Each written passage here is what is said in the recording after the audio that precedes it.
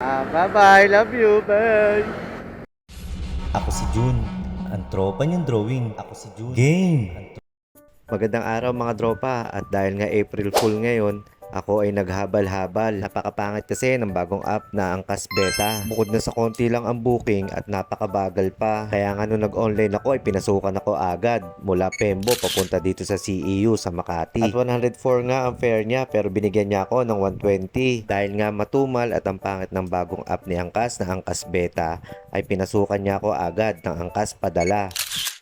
At ito ay mula sa Makati papunta sa may Cainta sa may Cambridge Village. At ito nga ay 164 pesos. Kaya naman dali-dali ko na itong pinuntahan. At syempre dali-dali na rin akong umalis at nakarating sa Cainta. Gcash payment nga si sir at ito pinakita niya sa akin na nakapagpasa na siya. At di pa ako nakakalayo ay may pumasok na naman ito.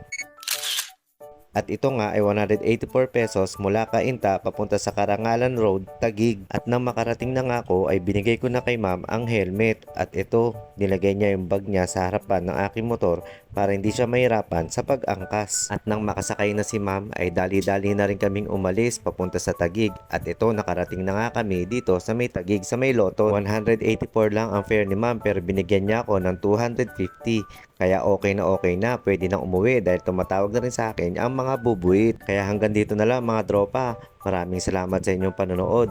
Hanggang sa muli nating kwento. Ride safe! Ride